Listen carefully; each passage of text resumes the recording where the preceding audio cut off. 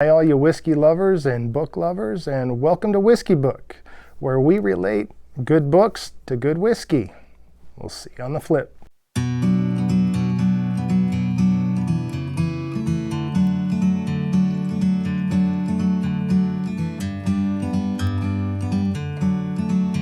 What are we doing today?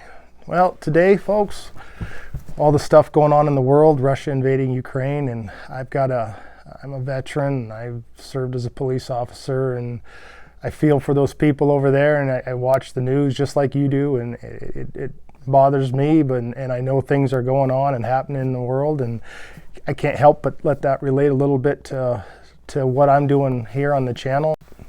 So what are we relating today? Well, today we're going into an epic. Herman Wouk's The Winds of War. This book has a particular meaning to me. My late grandfather, this is the only book he ever told me I had to read. So of course I read it, and it's well worth it. And what are we going to relate this epic book that has meaning to me and to many others to? Well, can't just go with any old bourbon or whiskey today. Today we're going to do Sam Houston 15. How do these relate? Well, we got to go into a little bit of history. So again, this isn't a book review or whiskey review channel. This is a relations channel. This is how does a whiskey or a bourbon, mostly bourbons, but I'll do some whiskeys. How do those relate to books I've read and know and heard and understand? And again, going back to what's happening in the world today, everybody can see on the news this fight between Russia and Ukraine, and how this book relates to that and this whiskey. Well, there's a lot of relationship. This book, it follows the Henry family around, and the Henry family before leading up to World War II, the time leading up to World War II. Now Pug, he's the main person in this book, and it follows his family. He's understands the things in the world that are going on. He's actually an attaché over to Germany. He speaks to a German sub-commander. He's on the inn. He actually talks to Hitler. All of this before the war happenings, and he has this foreboding feeling, and he understands this buildup of arms that the Germans are doing and what's going to happen, and he's got kind of an in on, hey, this might happen. There might actually be a war, when a lot of people in the United States and the rest of the world were like, is he really going to go? Is it really going to happen? I mean, it's a perfect relation. Russia had built up 200,000, 250,000 troops on the border of Ukraine over the last couple months, 6 months. They've been slowly moving in, started with small action. I mean, you look back before this book, what did Germany do? They took Austria, they took the Rhineland back, and the Allies gave in and continuously gave in, and Germany kept taking more, and then they ended up invading, and they invaded Poland, and that's mainly where the relation comes from, this book and what's going on today. Pug's family member, his son, is in Poland when the Germans attack and then the Russians attack. And so his family member's in Germany, and he's in Germany when the Germans attack, and then later the Russians attack Poland. And there's a lot of similarities to what's going on today. Now, Poland didn't stand up as well as Ukraine is doing, but that's not because of the people didn't have heart like the Ukrainians. They just, I mean, they were, okay, it's a misnomer that they were fighting tanks on horses, but they did have horse troops, and they fought with everything they had, and poor Polish were just like ran over. They just didn't have the equipment, and definitely couldn't fight two armies at one time. And Ukraine probably couldn't either, but I mean, we won't know that, hopefully. But so Russia built up, came in. There's a lot of preamble. A lot of people saw things coming. Some people on the know said, yes, it's happening. A lot of people thought, this will never happen. This will never happen. I mean, think about it. We're coming off the Olympics, and everybody has this sense of patriotism, and the world is coming together, and all of a sudden, Putin decides to kick it into gear. So what is this book? This book simply is a preamble to war. seen through the eyes mainly of one family and one man in particular who is a commander, ends up being a captain of a battleship in the United States Navy. He works with Roosevelt. He talks to Hitler. Of course, it's historical fiction, but the history is of what happens around this person is real, and every world leader should and military leader should have to read this book to understand how things can turn from I don't think it's going to happen to, well, what we have now. And if they would have read this book, there's a possibility, there's just an idea that, hey, maybe we'd have taken Putin a little more serious. So how does that relate to this awesome bottle of whiskey here? Well, we got to go into the history of Sam Houston a little bit to correlate the two. So who was Sam Houston? Sam Houston was a representative in the government, in the American government, who got out, went to Texas, Arkansas Territory first, went to Texas, being a representative. He's had some cachet and leadership. People look to him for leadership.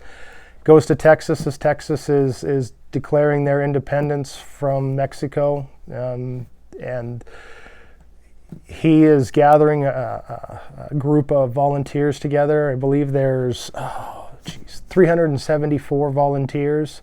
Some of them don't have weapons. Well, what does that sound like? Over in Ukraine, we've got civilians who don't have weapons, never held weapons, who want to fight for their country and make themselves free. And so their leader is giving them weapons to help fight the invading Russians. Well, Texas, a little different. Mexico thought they owned Texas. Well, it's about the same thing. Mexico believes they own Texas. Texan says, nope, you don't own us. And so there's a fight, and Texans fight.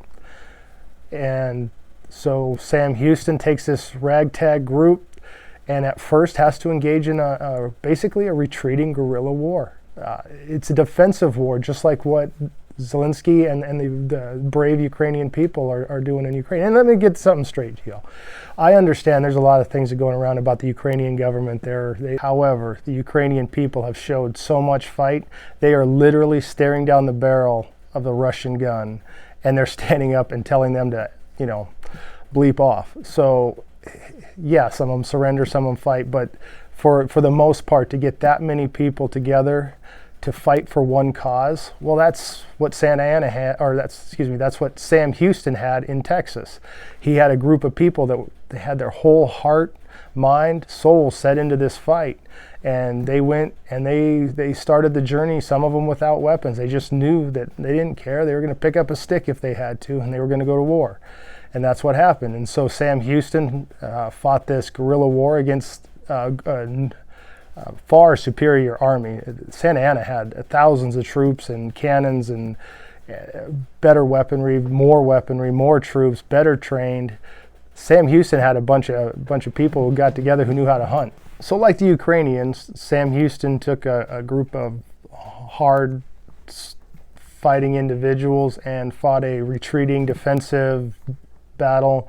While the Ukrainians are dug in more in trenches and fighting defensive that way, Sam Houston had to retreat until he had enough men. And when he had a little over 1,000 men, he engaged in a single battle at San Jacinto against Santa Anna, where he captured Santa Anna, basically cut the head off the dragon and won the war for Texas. Now, we don't know what's going to happen in Ukraine, but the parallels between what's happening in Herman Wouk's The Winds of War, especially around, and this book relates to real history around Poland and what's going on in Ukraine is almost scary. I mean, you look at Poland before they were invaded, they saw the German buildup.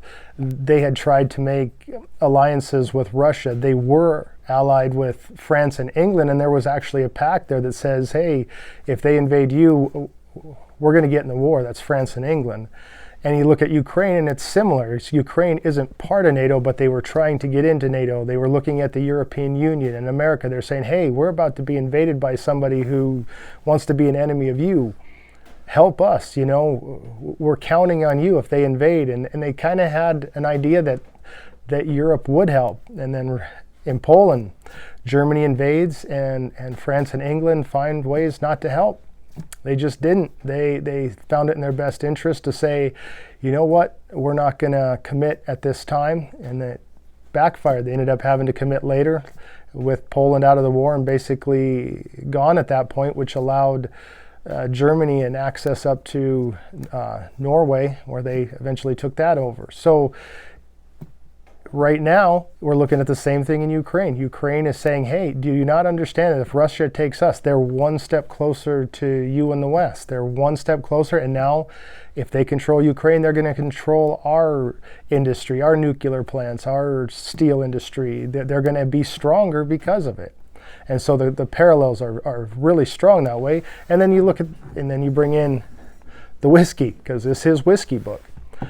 Sam Houston, the Texans understood that if Mexico took over Texas and made that a Republic of Mexico, or just part of Mexico, northern Mexico, then Texas is gone and Mexico is stronger. So these are lessons in history that need to be learned and used, and the people who fought in these wars, they're the strong ones, they're the ones with courage, and unfortunately sometimes it seems like the people in power, they have a different way of looking at things. So anyway, Herman Wouk, The Winds of War, an absolute epic that details a family's journey as a prelude to war and into the war, up to what happens in Pearl Harbor and what's going on there. And there's so many things. And another reason why this book and this whiskey correlate is this book is deep. Every page, every chapter has lessons to be learned. It's not just a story, even though it can be read like a story. It's lessons to be learned. It's deep. You can feel it, touch it. It's history that is rehashing itself. And this whiskey, this is the best smelling stuff. Again, this is my most expensive bottle. That doesn't always mean everything. There's with expensive whiskeys that I've tried that I would rather have the cheaper bottles or something that's really good. This is really good. Now this has deep vanilla and caramel undertones to it, but every bourbon kind of has that. You can smell a little bit of the barrel char, not the char, but the deep oak. You can get some deep oak on this. On this one, it's a little more, I wouldn't say floral, but I'm getting some citrus on it. Thing about this Sam Houston, the Sam Houston 15, aged 15 years, mine's 103 proof. It's from what I understand, every state can get, it's almost like a single barrel, it gets a different offering from Sam Houston. So the Montana one that I get can be a little different than the one from Kentucky or Georgia or Alabama or Texas or wherever they send these. So mine might be different than yours, but this is really good. Let's try it.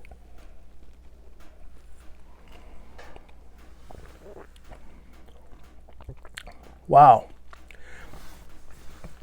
That was a ride. That was a ride. So, not, 103 proof. I don't taste the proof. Quite a bit of barrel char, though. A lot of oakiness. A lot of oakiness. Okay, I'm gonna have to try that again. I got some flavors there. I can't quite grasp what they were.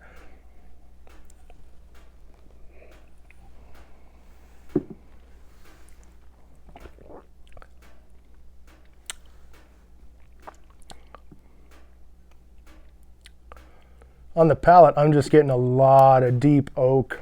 Maybe some people describe shoe leather. A lot of times I get tobacco. I'm not getting tobacco on this one. It's just really deep, dark, and it falls back in the back of my tongue.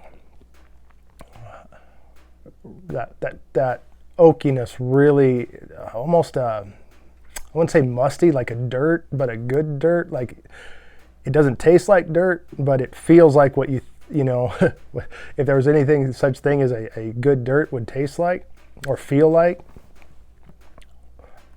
That's just really solid.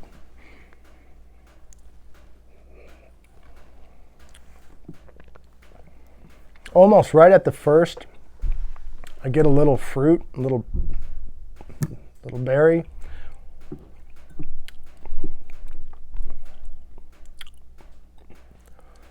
It just sits on the tongue, stays there.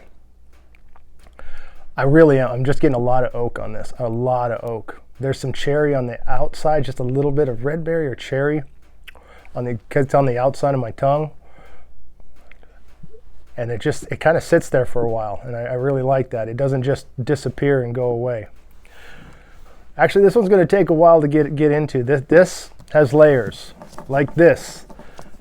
There's another correlation between Herman Wouk and Sam Houston here. The Winds of War, a lesson from history that we should have listened to. Sam Houston, a great whiskey with lessons how to wage war that thankfully Ukrainians are listening to.